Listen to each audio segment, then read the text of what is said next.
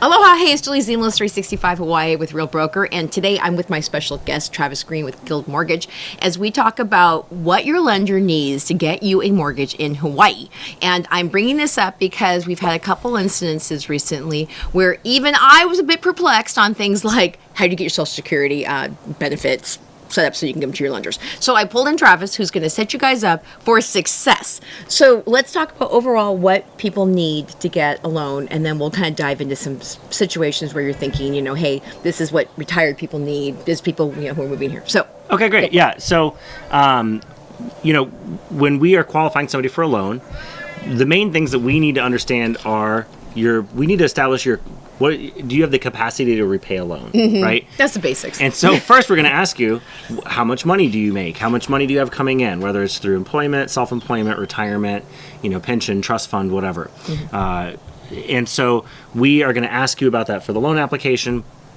And then we're going to ask you, okay, cool. You're going to need some money, probably. In most cases, you're going to need some money to put down and to cover closing costs. So where's that going to come from? Is that in a bank account? Is it a gift from mom and dad? Like, where is that coming from? Are you taking it out of a home equity line of credit on another property that you own? So we need to establish the source of funds. So what is your income, source of funds? So this is really dumbed it down, but we're just going to talk about the documentation of these things. And so we will ask you to verify these things by providing us proof, right? And so for verification of funds, VOF, when your realtor asks you for that, and verification of income, right? So,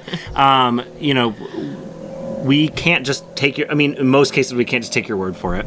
And so for income, usually what that looks like is for people who have a job and receive a W-2, right, that are not self-employed and are not retired, you are going to have pay stubs typically. So we want your most recent 30 days worth of pay stubs, okay? We're also going to want usually your most recent 2 W-2s. So as we're recording this in the year 2025, I would be asking for someone's 2024 and 2023 W-2s. Sometimes we're also going to need the tax returns, the federal tax returns for that year, but not always. And so that's going to be it for income for a lot of folks. For self-employed people, we need those federal tax returns for personal and business. And then for retired people, we are, a lot of retired people receive pension or Social Security. Social Security is more common than pension. And so the best way to verify those kinds of benefits is through a benefit verification letter. And the way that you provide that is you can go to ssa.gov, socialsecurityadministration.gov, and right there on the main homepage, there is a link that says verify your benefits. And you can click on that, and then it'll take you to a segment that says that it'll ask you to sign in if you have an account with Social Security, which if you set up your benefits online, then you do have an account. Or you can create an account right there and then generate it. Or there's a phone number that you can call and get help to generate that letter. Right. That is the best way to verify that because that's a one and done, right? We don't need anything else as the lender to verify that is your income. If you don't have that, we are going to need 1099s, which is like a W-2, which is a record of the income that you receive from Social Security that you get at the beginning of the year for the previous year's income. And we're going to need to see proof of receipt. So that's going to involve bank statements. And so whatever bank account those are going into. And so that benefit verification letter, the reason I always push for that up front is it's the cleanest, right? Okay. One and done, we get that, we're good to go on verifying that income. When it comes to pension income, oftentimes people will get kind of like a pay stub on that where it says like, here's your benefit, here's what we withheld, here's your net payment. They'll also get a 1099 for that. Because those, get too old, like if you get pre-approved and then it takes you 6 months to find a home, the pay stub you gave me at the beginning is now too old for me to use. A benefit verification letter again is kind of the gold standard, and so most of these organizations that administer or pay out pensions, there's usually a pretty easy way for someone receiving a pension to get a verification letter for that pension. They know that these things are required from by lenders and for other purposes, and so it's a routine thing. So sometimes people go, I don't know if I call if they'll know what I'm saying. They will know what you were talking about. Okay. They will know what you were talking about. I've worked with dozens, if not hundreds, of retired people and helped them get home loans to buy homes. And that step is always a little bit easier than I think people assume at first. Yeah, because you're like, what happens if I call and they don't know? And you're like, no, they know. Just so you know, they know. Yeah. Okay. I need to get a benefit verification letter. Just say those words, and they'll go, okay, we got you. We're all over it. Yeah. We love getting benefit verification letters for people. Okay. And then remember we talked about the quarterly statements for your investments and things like that? Yeah. So and that can be income or assets, but that'll tie nicely into assets. So when we talk about the funds that you're going to use for the purchase, we have to see where they're coming from, right? And this is, by the way, this is not for my health. I don't care.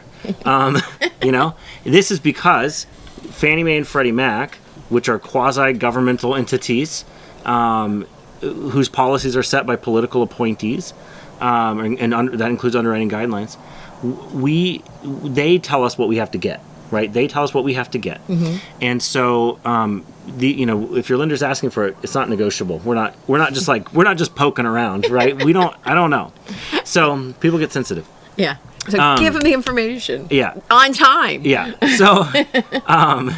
So when it comes to verifying assets, so the source of funds, we have to be able to see basically 60 days into the past, right? And so uninterrupted 60 days. And so if it's a bank account, savings, checking, things like that, those are usually monthly statements, and we'll look at your 2 most recent complete monthly statements. And if it's a retirement account or an investment account, stocks, things like that, often those are quarterly statements, so your most recent quarterly statement. Sometimes those also serve as income verification as well. So if you have required minimum distributions from an IRA, or if you have a recurring monthly distribution, we'll see that there as well. Also, those things can be confirmed by your guy at Charles Schwab, Josh. You can call him and say, "Hey, Josh, can you generate a letter for me that tells this lender what my distributions are?" And Josh will go, "I'm all over it." Okay. So that's a thing too. Okay. But these companies, for the most part, are set up pretty well to accommodate these kinds of requests. Now, if it's a single branch credit union in South Dakota, I can't vouch for that. I don't know if they have someone who knows how to generate a benefit verification letter, but they probably are also not administering your retirement distributions. It's usually a large investment company. And so we have to source the assets, we have to verify the income. Those are the two main things that we have to verify. And then I'll take it a little bit further. Okay. When it comes to assets, we might have questions when we see your bank statements. So large deposits, we have to inquire about. When I say large deposit, I mean if we see deposits that we can't easily identify, like U.S. federal tax return deposit or something. Like if someone gave you a gift. Yeah, or you sold an expensive professional grade drum kit. Which happens, yeah. One time in a deal I had. I was like, "What's this? $8,700?" And they were like, "Oh, that's a drum kit I sold." I'm like, "No, it isn't." What? I didn't know. I didn't know drum kits were $8,700 used. I was proven wrong. Do they have to show you the receipt or something? Yes, yeah, absolutely. So we're going to ask you about these things. If we see a deposit that we can't clearly identify or source already that exceeds 50% of your gross monthly income, we're going to ask you questions about it and say, what is this? And so sometimes gifts, sometimes somebody sold a car, we had a garage sale, whatever. And so, we need to get verification of those things as well. Okay. And receipts, speaking of, bill of sale. If you have a second house, you have the rents coming in from the other house too. So where's that show up? So rents on rental income on real estate that you own is going to show up on the tax returns. Oh. It should show up on your tax returns. Okay. And so if it doesn't, if it doesn't, we can't count it unless you've only started renting it since the last time you filed taxes and it hasn't had a chance to show up on your tax returns yet. But taxes are rental income is documented on your Schedule E. Okay. And so we can see that income and give you credit for it. And to that end, if you do own other real estate, we need to document that, right? Because part of this picture of can you afford this, can you repay this, is what other liabilities and responsibilities do you have financially? And a house is a pretty big one. And so we're going to want your most recent mortgage statement if you have a mortgage. Mm-hmm. We need to verify how much your property taxes are if those aren't already included in the mortgage. How much is your homeowner's insurance if that's not already included in the mortgage? So we need to understand all of those things as well. Okay, so as you guys can see this, if he starts rattling all off that to you and you want a mortgage like 3 days from now. It takes a while to pull all this together. It can. And if you ever wonder like why we are asking for these things, like number one, again, it's not up to us. We don't, it's not our, we're not just like scratching an itch here. This is what we need to do.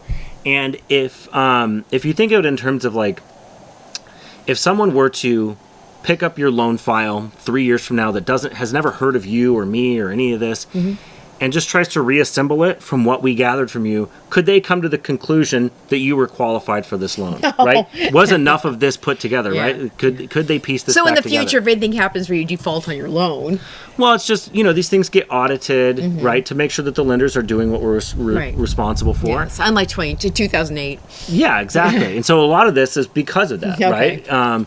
And so, there are certain things that, like, have to be verified without it passing through a loan officer, right? Yeah. Like, I cannot say that I verified somebody's employment for them. Like, that's not legitimate in the loan process because that's a conflict of interest, right? Like, obviously I want them to be employed. Right. And so somebody else has to do that task. And so a lot of this is just to ensure, basically all of it's to ensure loan quality and to ensure that we're not putting people in loans that they can't repay. Right. And one of the reasons also, I brought this up for a video, is that we had a woman that was trying to buy a house here, and she owns a home here, and she thought that she could basically get into escrow. And she couldn't get an escrow until she could prove that she was going to have the money to be able to buy this house. So I thought that she could call her lender and get that answer within probably 24 hours or 48 hours. It took her 5 or 6 days. And I kept going, how hard is it to get income qualified? And then she thought that she might have to actually rent her house and use that income to be able to buy the house. And then I found out that it's not as easy as saying, well, I'll just rent. You actually have to get it looking like you're about to rent the house. You actually have to get a renter. You actually have to have an executed lease. An executed lease. And we have to get proof, in most cases, for most loans, we also have to get proof that you have received, before we can get final approval, because we don't, you might not have this right away, but we have to show that you have collected first month's in security deposit from that tenant. It needs to be in your bank account, right? So you can't just go to, Bob next door and say, Bob, help me out, sign here. It's really doing me a solid. No, we need to show that money has changed hands and cleared your account and everything is executed. And so, sadly, this woman wasn't able to get it together. She said, well, I can only qualify for this much and look for another house in the future. And I was kind of bummed because she wanted this house so bad. And that's when I realized you can't just make this stuff happen. No. And so, right now, because the way the market is that some people want to put a contingency on selling their other house before they can buy this house. And it's just, it's complicated. It is complicated. Yeah. And for some people, it's, some people stay really organized and they keep track of all their stuff. They have it all organized. It especially helps, just like in bold, highlighted, underlined letters, this especially helps if you have these things saved in digital formats, right? So if you have, if you are thinking you're going to apply for a mortgage and buy a home, if you don't have your online banking set up with your bank where you're going to get your funds, set up your online banking. Maybe ask your accountant, if you have somebody else prepare your taxes, to maybe share a folder with you, which they can do securely, of your tax documents, your W-2s and your tax returns. But the online banking thing is big because a lot of people still don't have online banking or haven't set it up, and so we are reliant on them having that physical bank statement to be able to share that with us, or they have to travel to the bank in go person. Ask for it. Be like, can you print out my bank statement? And they charge like $5 a page too. Yeah, and it's not cheap. No, especially if you need months and months. It's just the especially endless if you buy a lot fees of on stuff. everything. Yeah, they do too. But anyway, I digress. If you set up your online banking, you can just go on there. There's always a tab that says, I don't want, I hear once a week from somebody that goes, I can't get statements online. Yes, you can. Yes, you can. There's always a tab that says documents or statements. Okay. And if you click on that, there will be July, June, May, so on and so forth. And you can click on those, and then that'll be a statement. And you can download it, and you can send it to me. And so that makes things so easy. Yeah. So easy. And I have a feeling if you're still watching this, you're the kind of people, like, I have my issues sometimes trying to find stuff. To think that how easy is it to go and put like documents, get a PDF of the thing. That's why we're having this conversation, because a lot of us don't know exactly where to go to find these different statements. So at least that way you know where to look, you know how to do it, and you need 2 months. I need the most recent 2 months. Okay. Also, just a screenshot from your phone, from like your mobile banking app, is insufficient. That is not sufficient. I will judge you for your cell phone battery life, first of all. Oh, you can see that. Yeah, I'm like, plug in your phone. And people tell me all the time. Yeah, I send them that. Yeah. And then it'll be like XX, 01234.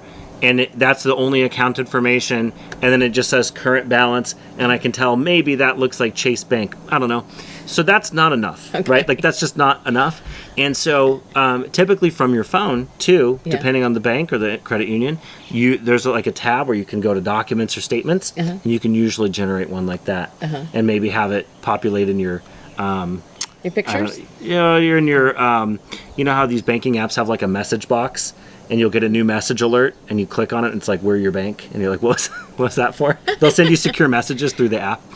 But my point is that there are myriad ways to get this in the year of our Lord 2025. Yeah. Okay. And also, one of our clients just didn't really. He just doesn't understand. And this, I'm making comments with my client. My own brother is a Luddite and doesn't even know how to send pictures via iPhones.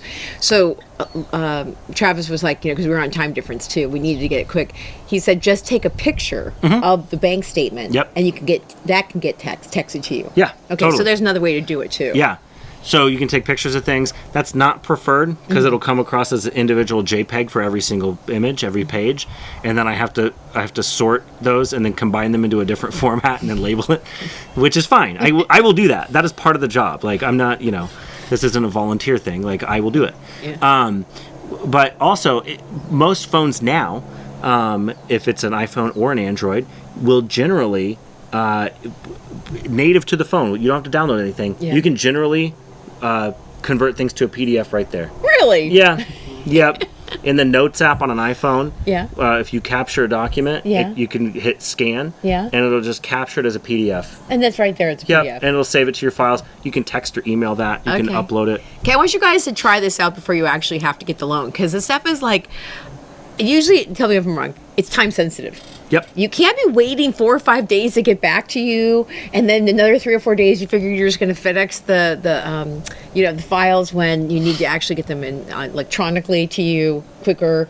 So that's why we're doing this too. Is that I think sometimes people don't realize that time is of the essence when you're dealing with a real estate transaction. Well, and also I think some people might think like, oh well, we don't close for 45 days. We don't close for 30 days. I've got some time. No. I want everything that we talked about in the application to match reality perfectly, but I would sleep better at night if I could verify it, right? I want to verify that we're not going to have any issues. And the way that we do that is that I am able to review those income and asset documents as early in the process as possible, because what we don't want to have happen are bad surprises of whoops, it turns out actually you don't qualify because X, Y, and Z that I found in the documents. So it's important to get those early in the process to avoid that, because there's earnest money on the line. You might have paid for an inspection, appraisal, water quality tests, all kinds of things, right? Termite inspection.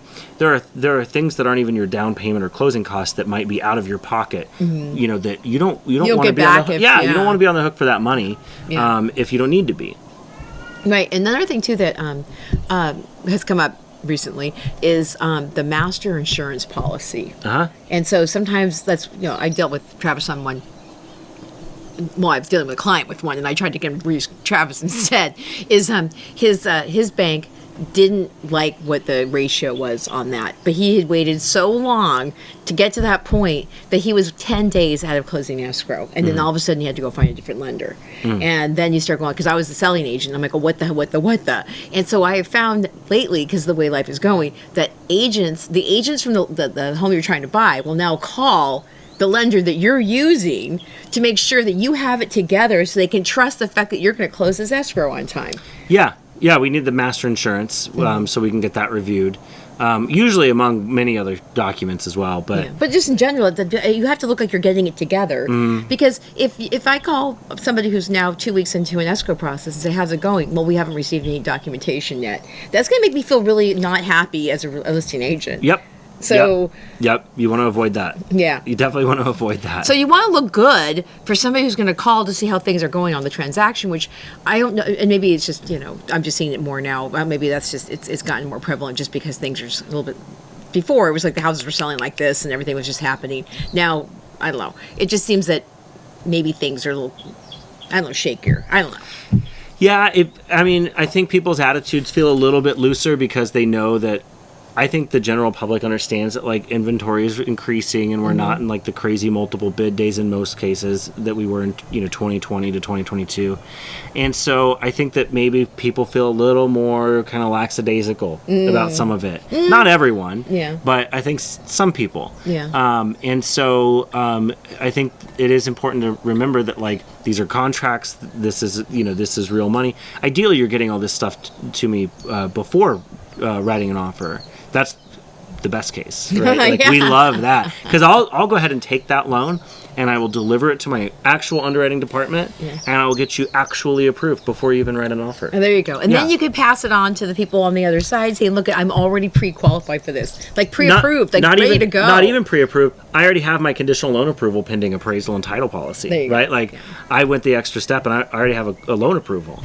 And deliver that with your offer. There you go. So that's what you want to do is a conditional loan approval ready to go. Yeah. Because a lot of people don't get that until like 5 or 6 days before you're supposed to close escrow. Yeah. And then you're waiting on their side of it. So you're like, are we going to get this? Yeah. Right. If you're selling your house, because a lot of people are trying to sell their houses before they can move to Hawaii. Yep. You want to make sure your house is going to close on time because you're probably already started to pack your crap to get over to Hawaii Island. And you probably have a lot more goodwill. Like if something does come up and they have to delay a day or two because maybe they're selling a house, whatever.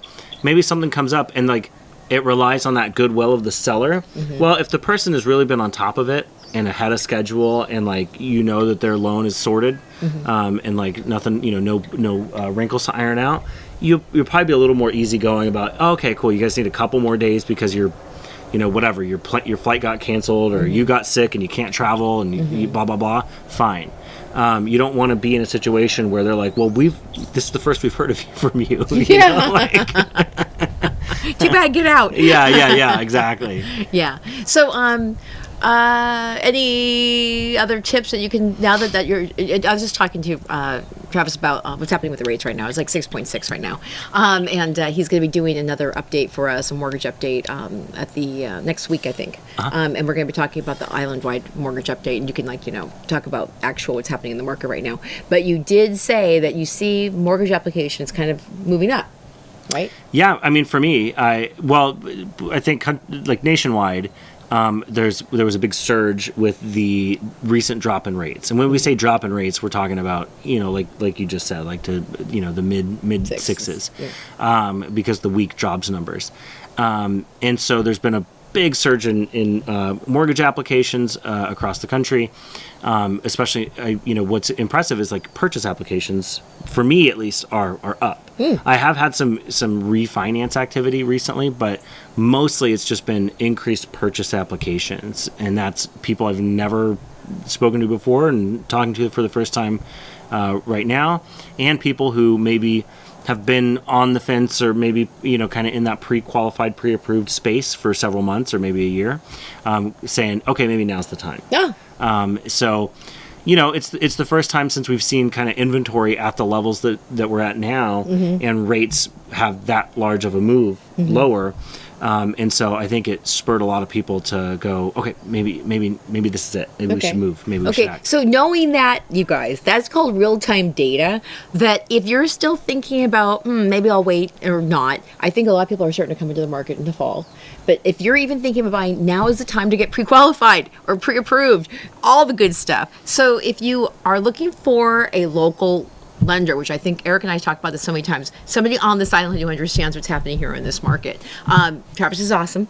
And it does take a while to get all your stuff together. And so don't wait until you find the perfect house and then you find yourself actually competing against other buyers who are now coming into the market, right? Especially with the housing prices. I saw one house, it was $100,000 cut today. It'd only been on the market for 3 weeks and they cut $100,000 because the seller is motivated. I think that you're going to start to see more. I saw you post that. Yeah. I used to live in that house. You used to live in that house? Yeah, briefly.